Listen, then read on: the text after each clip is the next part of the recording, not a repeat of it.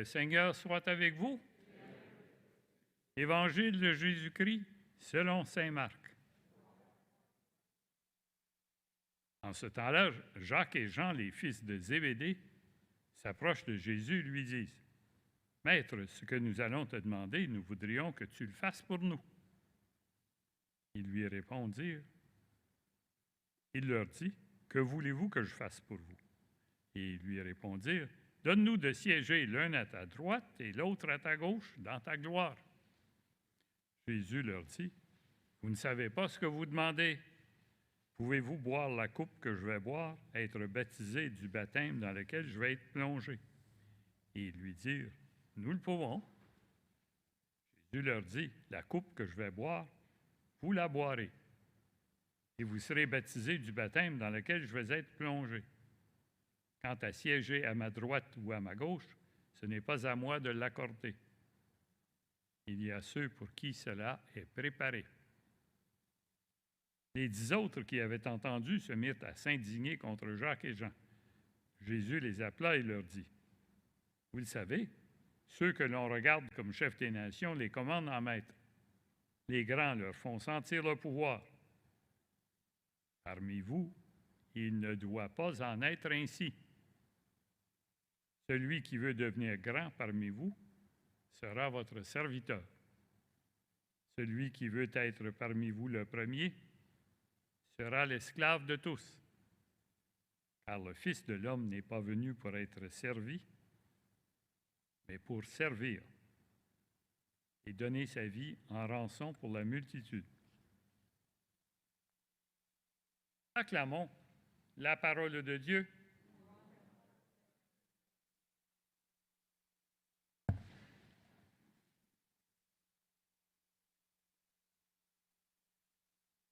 Aujourd'hui, il y a beaucoup de célébrités dans le monde.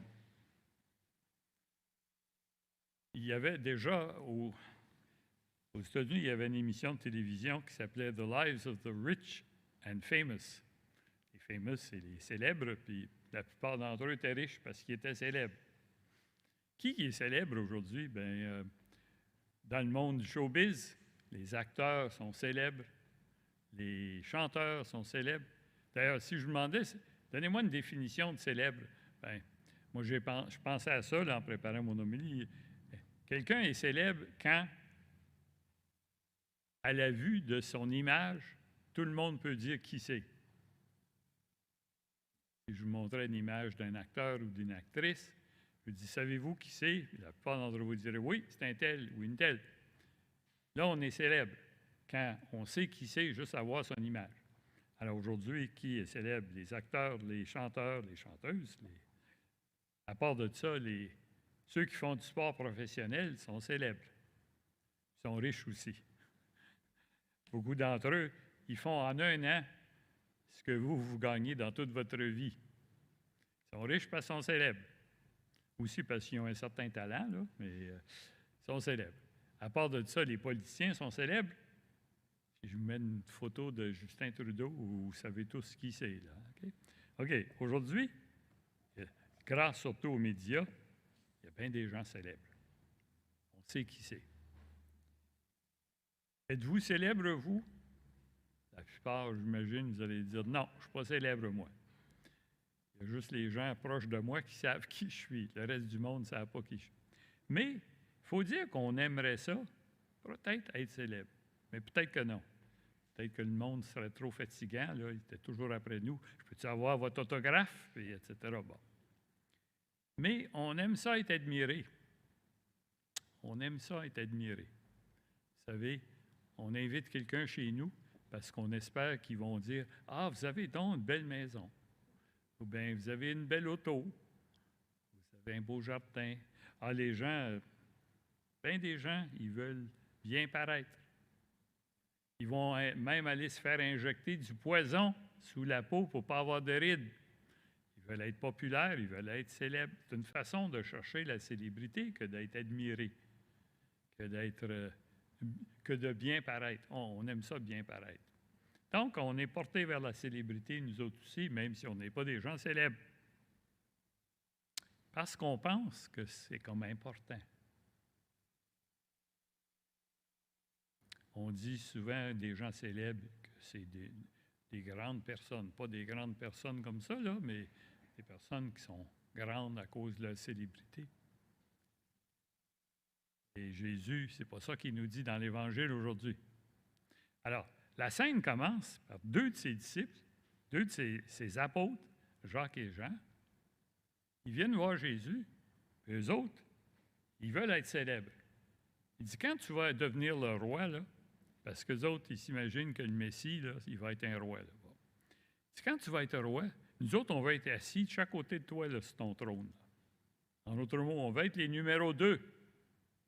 On veut être important. On veut être célèbre. Les autres n'ont rien compris. Alors Jésus va leur dire, qu'est-ce que ça prend pour être grand? Pas une question d'être célèbre, d'être admirable, d'être bien vu, de paraître bien, d'avoir la dernière mode. Il va leur dire quelque chose que les apôtres trouvent incroyable. Ça n'a pas de bon sens. Pour être grand, dans mon royaume, il faut s'abaisser. Jésus souvent dit des choses que les autres trouvent insensées. Vous savez, il y a quelques semaines, dans l'Évangile, il parlait du mariage et du divorce. Chez les Juifs, les hommes, les Juifs de cette époque-là, le mari avait le droit de divorcer sa femme, mais sa femme n'avait pas le droit de divorcer son mari. Jésus leur dit, ils sont égaux. Alors tout le monde pense qu'ils vont dire, bien, la femme peut divorcer aussi, mais c'est pas ça qu'il dit, ni un ni l'autre doivent divorcer. Les gens trouvent ça, wow, c'est tough ça. Hein? Puis comme la semaine passée, dimanche passé, l'évangile du jeune homme riche, c'est un gars qui est bienveillant, il veut être bon, il suit les commandements. Il dit, qu'est-ce que ça me prend encore pour être parfait? Jésus dit, bien, tu es bien riche, tu es trop attaché à ta richesse, va vendre ce que tu as. Le jeune homme, il n'est pas capable, parce qu'il tient trop à sa richesse. Quand Jésus dit ça aux disciples, les disciples, ils ne croient pas ça. Parce que dans leur esprit, si tu es riche, c'est parce que Dieu t'aime. Dieu t'aime, il t'a récompensé en te donnant de la richesse. Mais Jésus dit non, la richesse, c'est dangereux. Ça nous rend égoïstes. On est attaché à ça. Défaites-vous de vos richesses. Les gens disent, ça n'a pas de bon sens. Aujourd'hui, ça n'a pas plus de bon sens.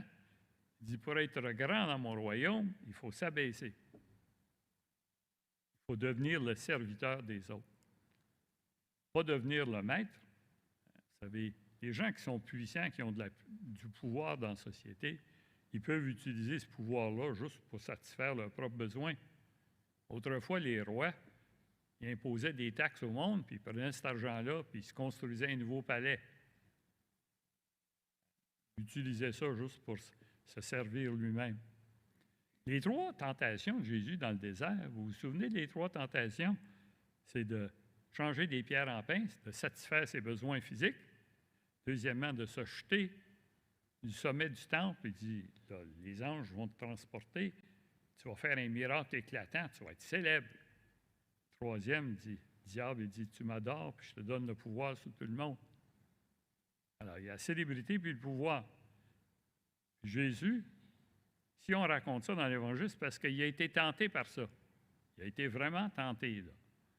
Hey, ça peut-être que je ferais ça, je ferais ça. C'est pas ça. Il a continué avec ce que son père lui a demandé de faire, qui était de servir au point de se laisser mettre à mort pour les autres. On ne nous demande pas, Jésus ne nous demande pas de nous laisser mettre à mort pour les autres. Bien, sauf peut-être dans certains cas, mais c'est de servir les autres.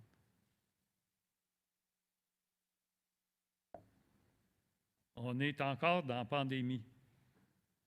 Il y a des gens qui servent, hein? Les médecins et les infirmières, ils sont débordés.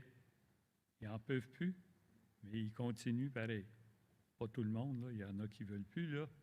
Mais ça, c'est se dévouer, là, c'est servir les autres.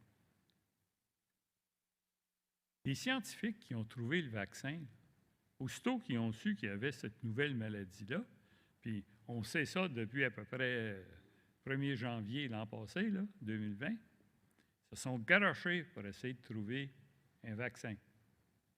Trouver le vaccin là, qui donnerait l'immunité contre ce virus-là. Puis en quelques mois, ils l'ont trouvé. Ils ont trouvé quelle était la bonne dose, pas que ce soit trop faible, trop fort. En quelques mois. Ça, c'est servir les autres. Et tous ceux qui ont été vaccinés, ils ont servi les autres.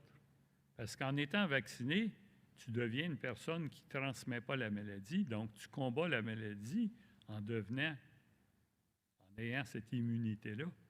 Tous ceux qui sont faits vacciner, ils ont servi eux autres aussi. On est tous appelés à servir, à devenir petits. Puis si vous devenez petit, dans le royaume des cieux, on est grand.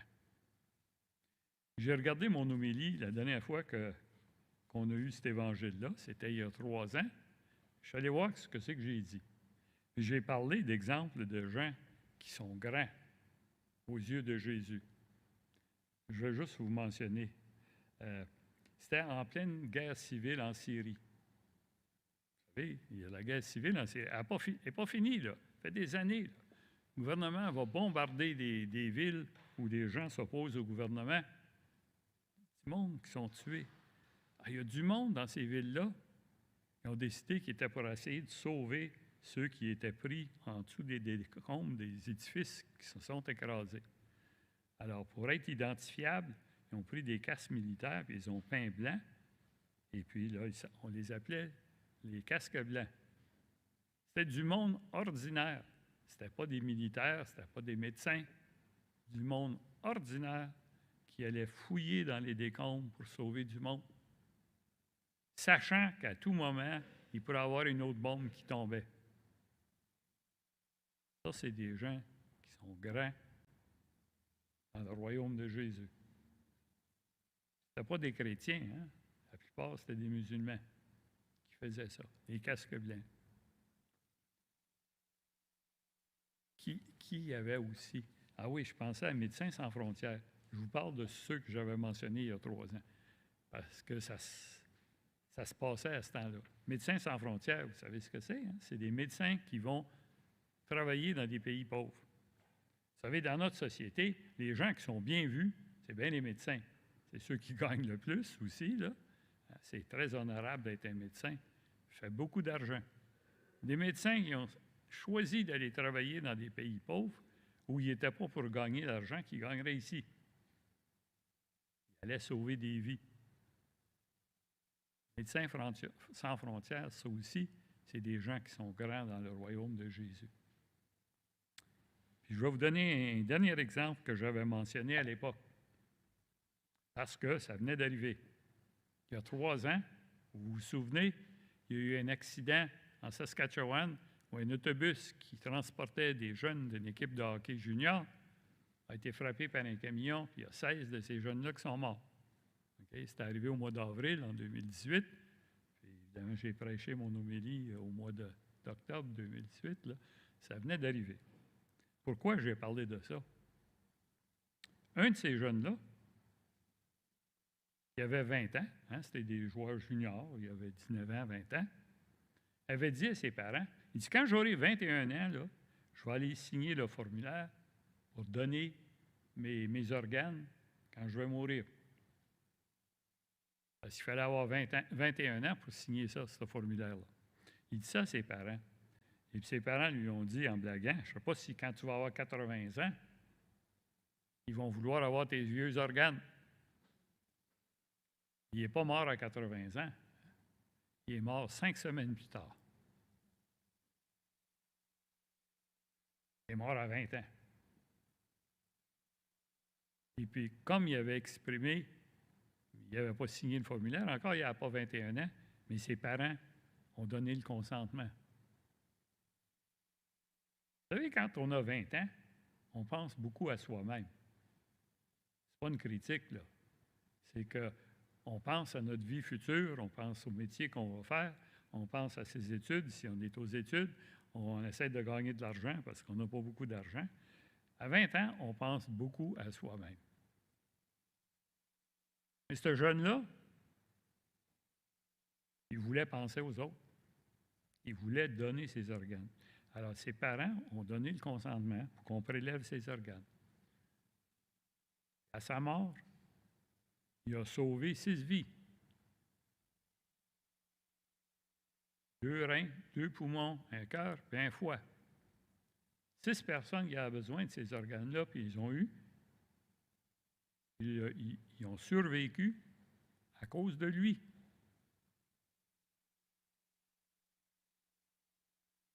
C'est un jeune qui était grand dans le royaume de Jésus. On est tous appelés à être au service des autres. On a différentes circonstances dans nos vies. Et comprenons que pour être dans le royaume de Jésus, il ne faut pas chercher à être puissant ou célèbre ou admiré. Il faut servir.